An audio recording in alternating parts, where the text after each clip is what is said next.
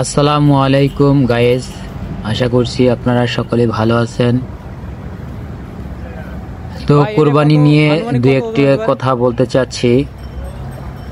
আজকে সারা বাংলাদেশে বা সারা বিশ্বে কুরবানির জন্য মানুষের মাঝে, মুসলমানদের মাঝে যে আনন্দ উল্লাস বিরাজ করছে, তা হয়তো আল্লাহ পাক রব্বুল আলামিন যখন হজরত ইব্রাহিম আলাইহিস সালামের উপর যখন কুরবানি ফরজ করছিলেন তার নিজের সন্তানকে দিয়ে,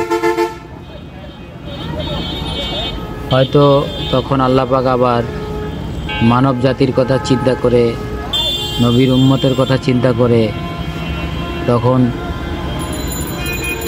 নিজের সন্তানকে কোরবানির বদলে পশুকে কোরবানি দেওয়া ওয়াজিব করে দিয়েছেন। তো মানুষ তখন থেকেই, বিশেষ করে আমরা মুসলিম জাতি তখন থেকে আনন্দ উল্লাস করে দোয়া দুরুদ বা আল্লাহকে রাজি খুশি করার জন্য এই কোরবানি আমরা মুসলিমরা দিয়ে থাকি। সারা বিশ্বে যত মুসলমান নরনারী আছে যাদের কোরবানি দেওয়ার মতো সাধ্য আছে, আমরা সকলেই কোরবানি দিয়ে থাকি। তো এখন সারা বাংলাদেশ ব্যাপী বা সারা বিশ্বব্যাপী যে পশুর হাটগুলা বসে, তো পর্যায়ক্রমে পশুর হাটগুলা বসে গেছে অলরেডি। তো দেখতে পাচ্ছেন, আমি এই ভিডিওটা করা হচ্ছে ঢাকা শনিয়াকড়া থেকে। এখানে বিশাল আকারে রাস্তার দুধারে, মাঠে ঘাটে সবখানে এই হাটগুলা বসছে। বিভিন্ন প্রজাতির বড় ছোট সব ধরনের পশু এখানে আছে, সব ধরনের গরু এখানে আছে। মানুষের সাধ্যের ভিতরে থেকেই যার যেরকম সাধ্য কুলায়, সাধ্যের মধ্য থেকেই তারা আয়ের উপর ডিপেন্ড করে তারা এখান থেকে পশু ক্রয় করবেন।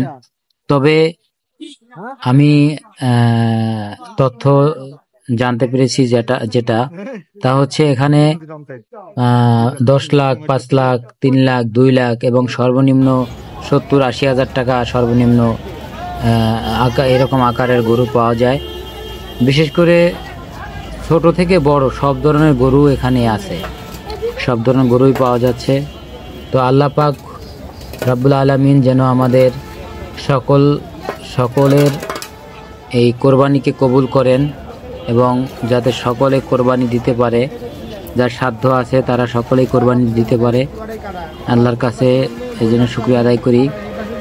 আর এই কোরবানির মধ্য দিয়ে হয়তো যারা বছরে 2-1 বার গরুর মাংস খেতে না পারে না, তারা হয়তো এই কোরবানির মধ্য দিয়ে তারা কিছুটা হলেই তাদের কোরবানির মাংস খেতে পারবে বা গরুর মাংস খেতে পারবে।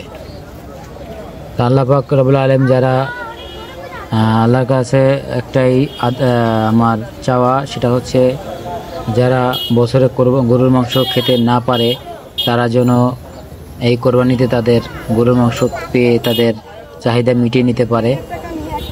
ভিডিওটি ভালো লাগলে অবশ্যই শেয়ার করে দিবেন এবং পাশে থাকবেন এবং গরুর হাটের আরও ভিডিও পেতে আমাকে সহযোগিতা করবেন। সবাই ভালো থাকবেন, সবার জন্য শুভকামনা। ঈদ মুবারক।